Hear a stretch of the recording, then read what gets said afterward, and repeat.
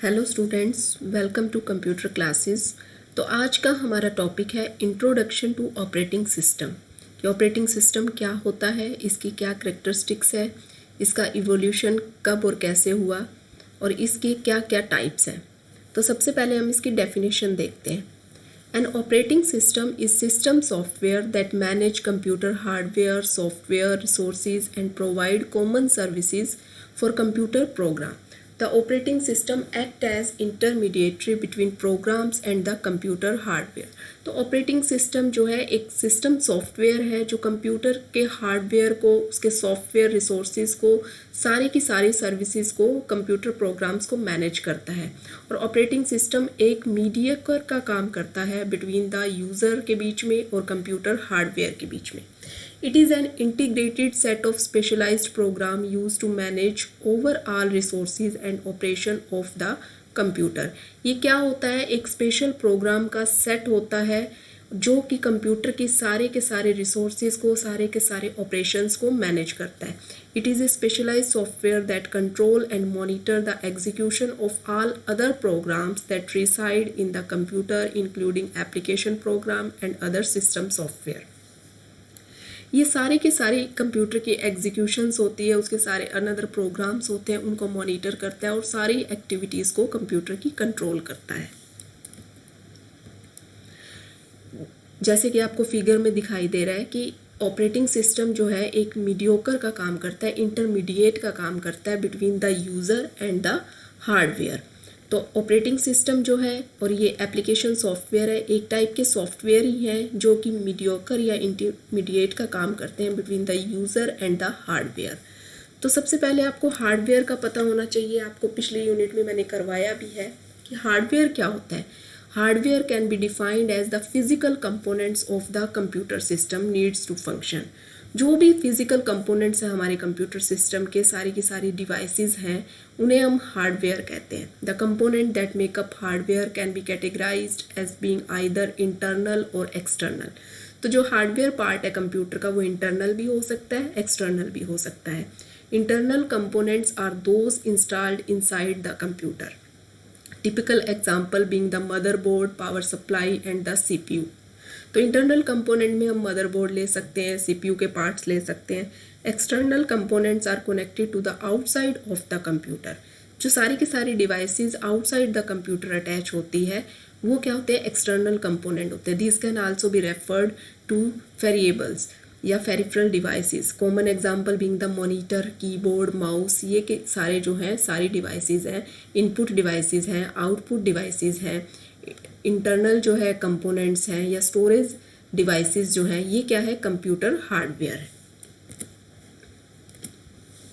Next software. Software क्या होता है? जो आपका ऑपरेटिंग सिस्टम है वो एक सॉफ्टवेयर है। Software is a set of program which is design to perform a well defined function. तो सॉफ्टवेयर एक सेट ऑफ प्रोग्राम होता है, एक सेट ऑफ इंस्ट्रक्शन होता है जो कि किस लिए डिज़ाइन किया जाता है? एक वेल डिफाइंड फंक्शन को करने के लिए। A program is a sequence of instruction written to solve a particular problem. किसी भी प्रॉब्लम को सॉल्व करने के लिए एक सेट ऑफ इंस्ट्रक्शन होती है, एक सीक्वेंस ऑफ इंस्ट्रक्शन होती है, उसे हम सॉफ्टवेयर बोलते हैं। मेनली टू टाइप्स के होते हैं ये सॉफ्टवेयर, सिस्टम सॉफ्टवेयर और एप्लीकेशन सॉफ्टवेयर। सिस्टम सॉफ्टवेयर जो है आपका ऑपरेटिंग सिस्टम है और एप्लीकेशन सॉफ्टवेयर आप डिफरेंट एप्लीकेशन सॉफ्टवेयर यूज़ करते हो, जैसे MS ऑफिस है जिसमें वर्ड, एक्सेल, पावर पॉइंट जो यूज़ कर रहे हो, ये एप्लीकेशन सॉफ्टवेयर है। तो the system software is a collection of program design to operate, control and extend the processing capability of the computer itself.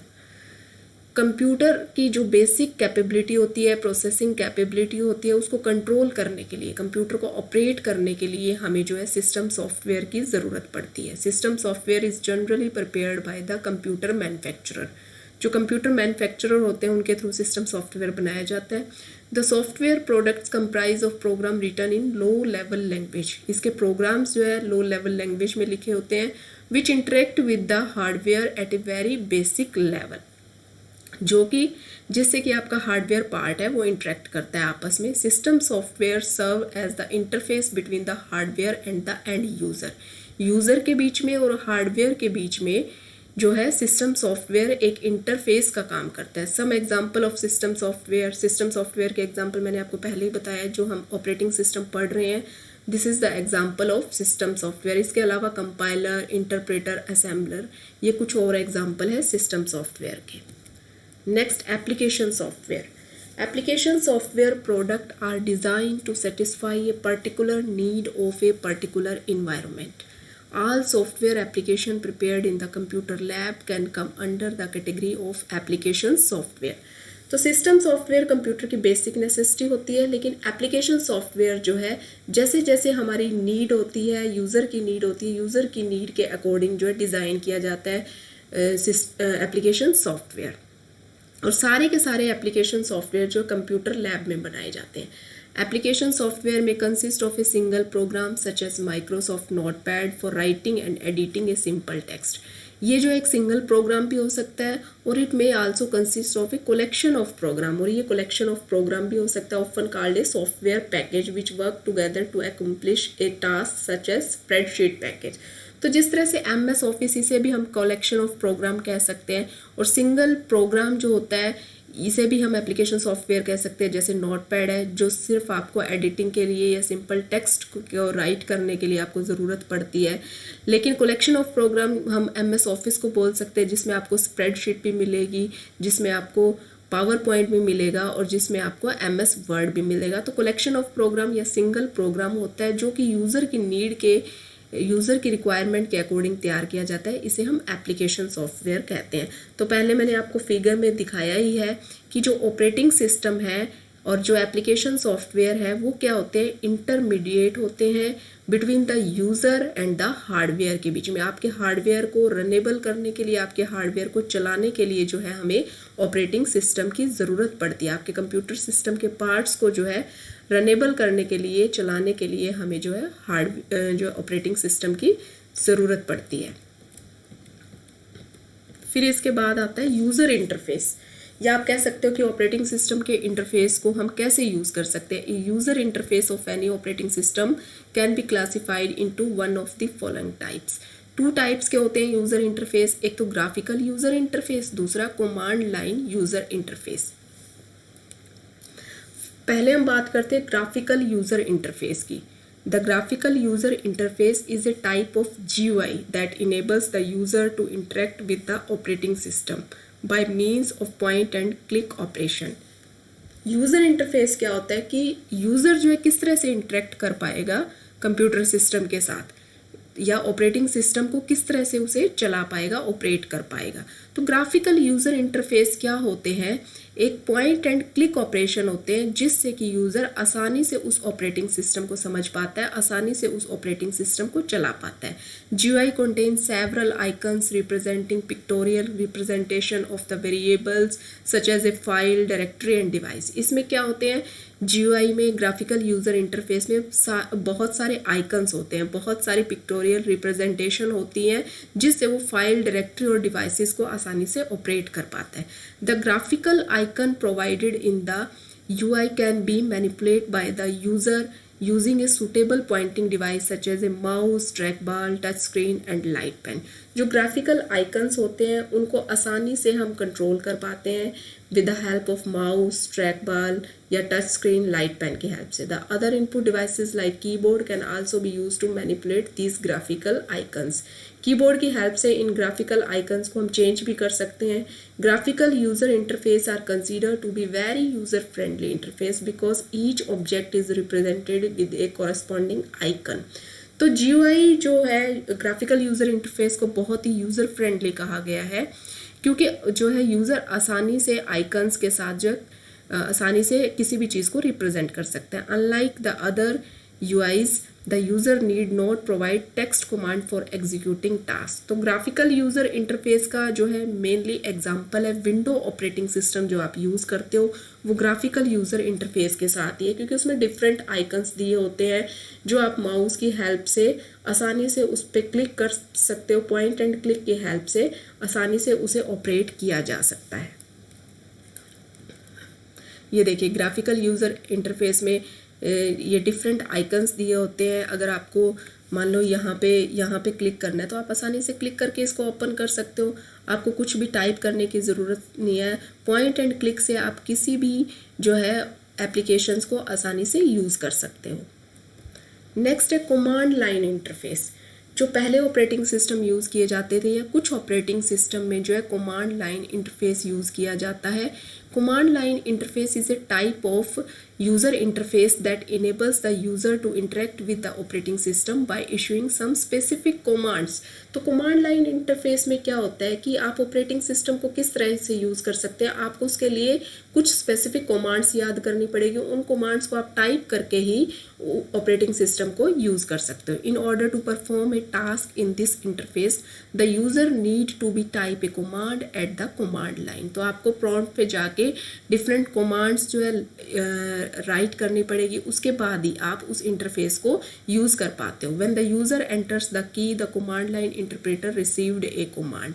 जैसे ही यूज़र कोई की एंटर करता है तो कमांड लाइन पे एक कमांड रिसीव होती है। The software program that is responsible for receiving and processing the command issued by the user after processing the command are called command line interpret. तो जैसे ही आप उसको कमांड देते हो वो एप्लीकेशन वैसे ही रन होगी। यहाँ पे आपको कोई ग्राफिकल यूज़र इंटरफेस जैसी कोई फैसिलिटी नहीं मिलेगी, कोई आइकन्स नहीं होते। आपको कोई भी एप्लीकेशन पे काम करना है तो आपको उसके लिए एक स्पेसिफिक कमांड यहाँ पे टाइप करनी पड़ेगी। The disadvantages of CLI is that the user need to remember a lot of interact with the operating system. Therefore, these type of interface are not considered very friendly from the user perspective. तो user के लिए user friendly नहीं है, क्योंकि आपको इस interface पे कोई भी काम करने के लिए बहुत सारी कमांड्स को याद रखना पड़ेगा। आप पॉइंट एंड क्लिक से यहाँ पे काम नहीं कर सकते। उसके लिए आपको कीबोर्ड की हेल्प से यहाँ पे स्पेसिफिक फंक्शन के लिए आपको यहाँ पे कमांड टाइप करनी पड़ती है। तो इसे हम कहते हैं कमांड लाइन इंटरफेस।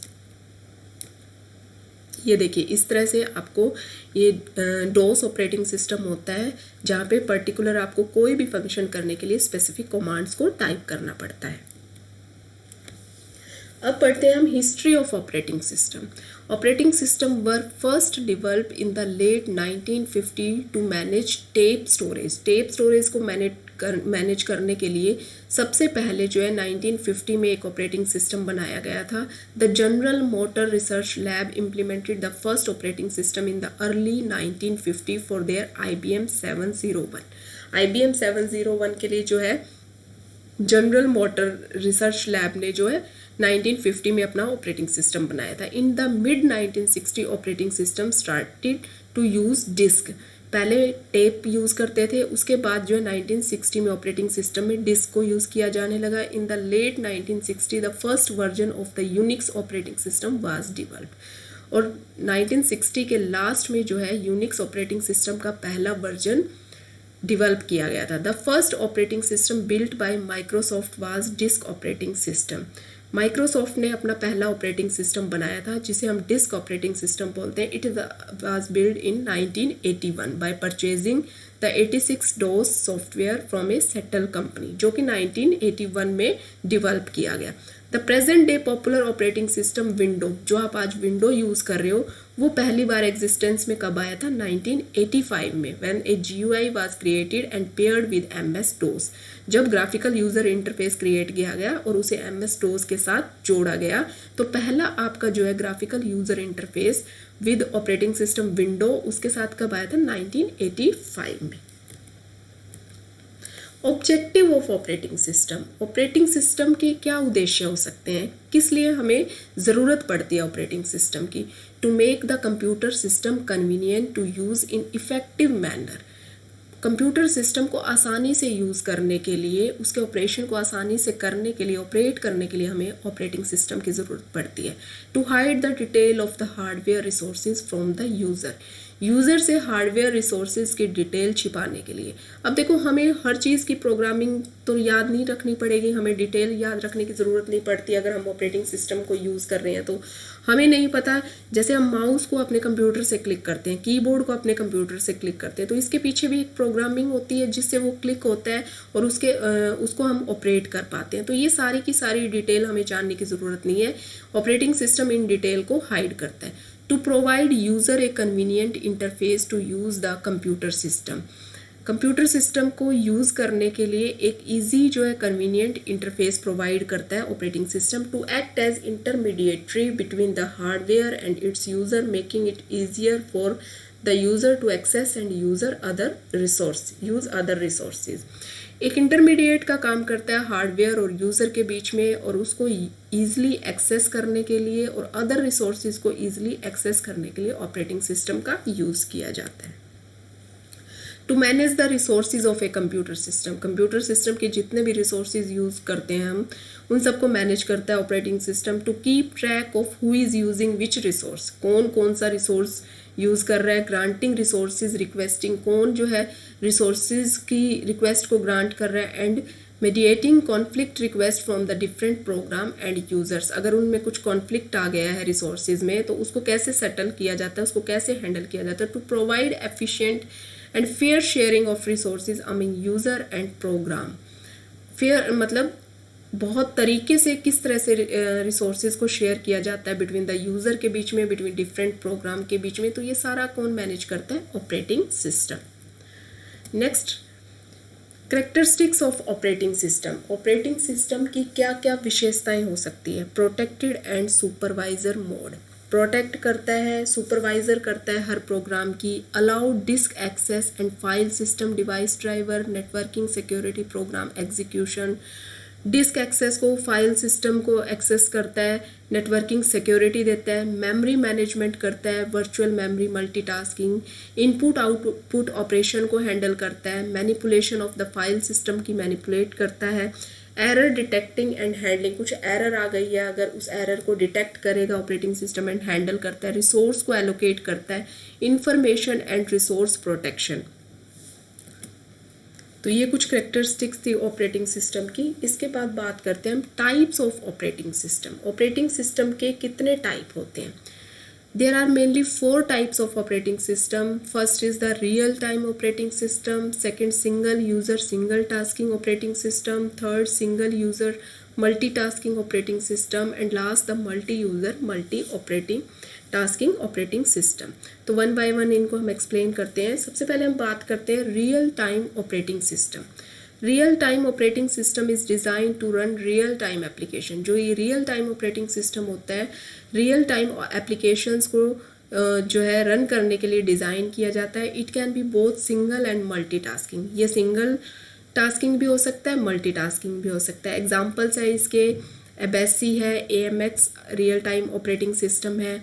तो रियल टाइम ऑपरेटिंग सिस्टम को आप ऐसे समझ सकते हो, इसमें क्या होता है, इमीडिएट रिस्पॉन्स आता है। कुछ भी आप रिक्वेस्ट डालते हो उसका इमीडिएट रिस्पॉन्स आता है। जैसे आप देखते हो कि ट्रैफिक कंट्रोल करने के लिए जो ऑपरेटिंग सिस्टम यूज़ किया जा रहा है, कि उसमें जितना टाइम उसे अलॉट किया गया उतने टाइम में उस एप्लीकेशन को वो मैनेज करेगा, उस एप्लीकेशन को, उस टास्क को वो ख़त्म करता है। तो real time application mainly real operating system जो है मेनली रियल टाइम एप्लीकेशंस में यूज़ किया जाता है।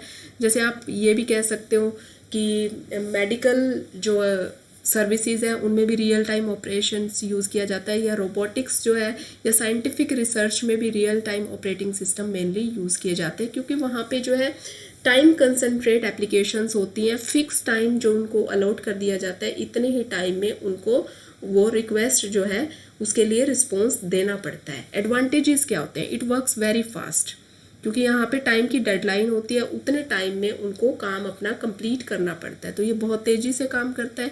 It is time saving operating system है, as it need not be loaded from the memory, क्योंकि ये मेमोरी से लोड नहीं किए करने की ज़रूरत नहीं पड़ती। Since it is very small, it occupy less space in memory, बहुत छोटा होता है साइज़ में, तो ये मेमोरी में स्पेस भी बहुत कम ऑक्यूपाई करता है। ये देखिए रियल टाइम ऑपरेटिंग सिस्टम का फिगर है कि कुछ सबसे मेन यहाँ पे ये घड़ी इसलिए दी गई है कि टाइम लिमिट फिक्स्ड टाइम इसमें दिया जाता है, उतने ही टाइम में उसे अपना काम पूरा करना पड़ता है। ये रियल टाइम एप्लीकेशंस में मेनली यूज़ होता है।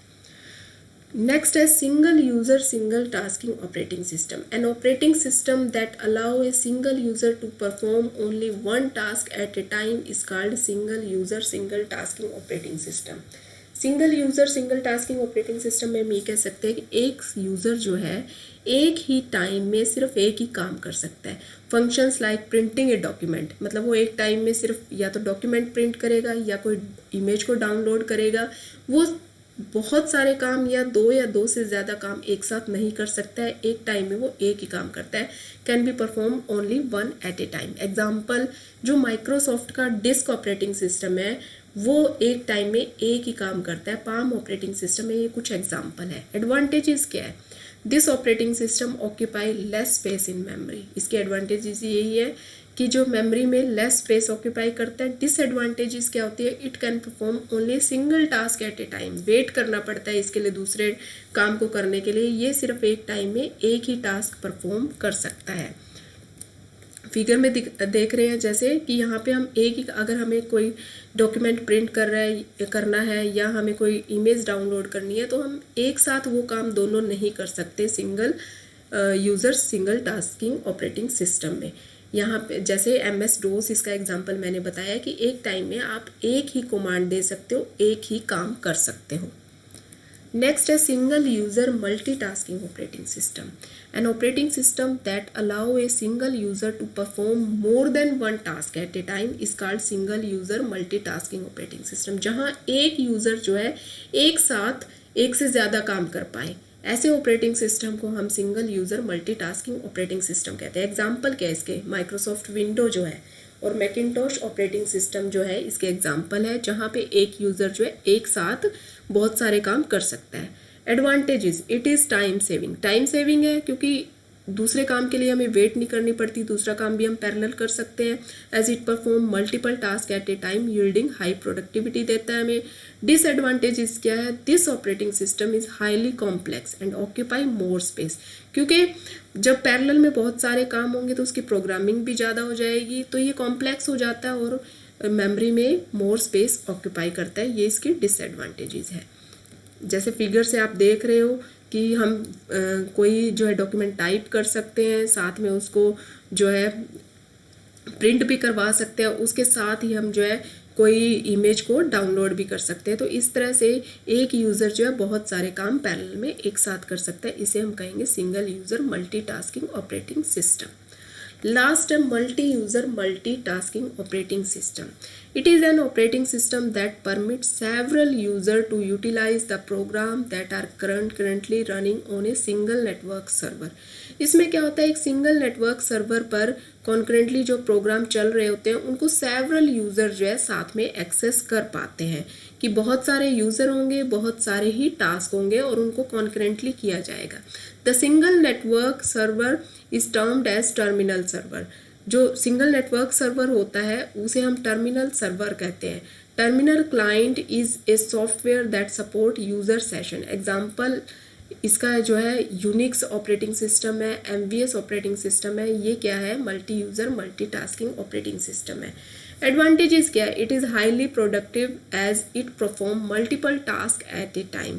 हाईली प्रोडक्टिव है क्योंकि मल्टीपल टास्क इसमें एक साथ हो सकते हैं। It is time saving as we don't have to make changes in many desktop. हमें बहुत सारे डेस्कटॉप पे चेंजेस नहीं करने पड़ते। Instead can make change only to the server. एक सर्वर से ही चेंज कर दिया जाता है जो सारे डेस्कटॉप पे अपने आप हो जाता है।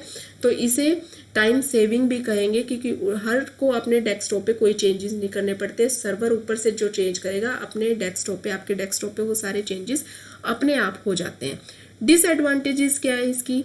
If the connection to the server is broken, user cannot perform any task on the client as it is connected to that server. अगर सर्वर के जो है कनेक्शन में ही प्रॉब्लम आ गई है तो यूज़र कोई भी काम जो है परफॉर्म नहीं कर पाएगा क्लाइंट क्लाइंट पे, क्योंकि वो सर्वर से कनेक्टेड होता है। जैसे सर्वर से कनेक्टेड होता है, मेनली इसका एग्जांपल हम ऐसे ले सकते हैं कि नेटवर्किंग के थ्रू जब हम काम करते हैं, हम किसी को भी एक्सेस कर पाते हैं, या बहुत सारे जब आपका रिजल्ट आता है तो बहुत सारे आप लोग जो है एक साइट को एक्सेस करते हो, तो ये multi user multitasking operating system ही है, जिसके थ्रू आप लाखों यूज़र जब एक उसको सर्वर को एक्सेस कर रहे होते हो और वो सर्वर रिस्पोंड कर रहा होता है, तो this is the example of multi user multitasking operating system. तो आज का टॉपिक हमारा यही था। ये आगे फिगर में भी है, multitasking multi user operating system जो है कि बहुत सारे जो है एक सर्वर को एक्सेस कर रहे होते हैं बहुत सारे क्लाइंट, तो इसे हम बोलते हैं multi user multitasking operating system. तो आज के हमारे टॉपिक में यही थी, introduction to operating system. Operating system क्या होता है, इसके कितने टाइप्स हो सकते हैं, इसके क्या क्या विशेषताएं हो सकती है, और नेक्स्ट लेक्चर में हम इसके फंक्शंस के बारे में पढ़ेंगे और मोस्ट पॉपुलर ऑपरेटिंग सिस्टम कौन से हैं उनके बारे में पढ़ेंगे। Thank you.